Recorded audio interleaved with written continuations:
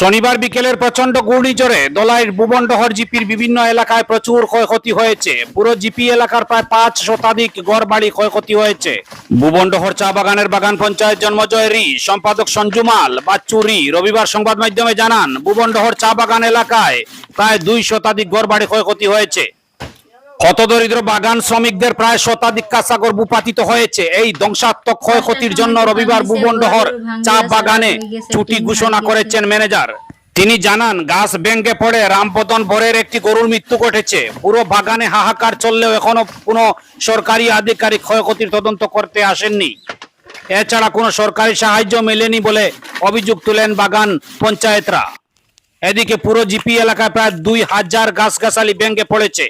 বেশ কিছু গাছ মানুষের ঘরের উপর পড়ে ঘর চেপটা করে দিয়েছে বলে জানান তিনি। ভুবনডহর জিপির প্রাক্তন এপি সদস্য প্রদীপ দুসাদ ও বর্তমান জিপি সভানেত্রী উমারানী দাসের প্রতিনিধি রাজীব দাস বলেন, প্রচন্ড ঘূর্ণিঝড়ে গাছ ভেঙে পড়ে পুটিকাল বস্তির এক যুবক আহত হয়েছেন।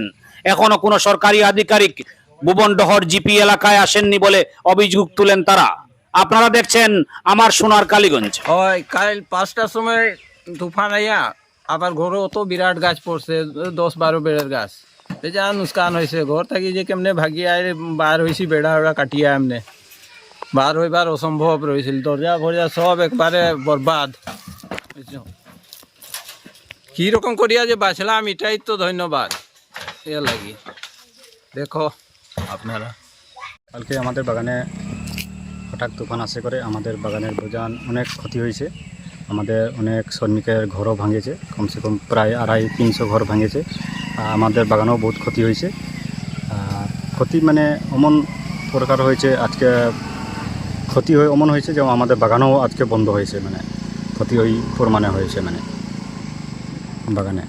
আর প্রচুর জনেরও বহুত অসুবিধা, ঘরে কোথায় এখন থাকবে কোনো ব্যবস্থা নাই। উপর লেভেলসে কোনো বন্দোবস্ত করেছে নাই। আমরা উপরও তো জানাইছি, জিপিকে জানাইলাম এবং কেউ আসে করে এখনও তদন্ত নিল নাই। এটাই দুঃখিত মানে আমরা বাগানবাসী। 5টার সময় তুফান হয়েছে, ঘর ভাঙিয়া সারা লই গেছে, টিং হারিয়ে গেছে।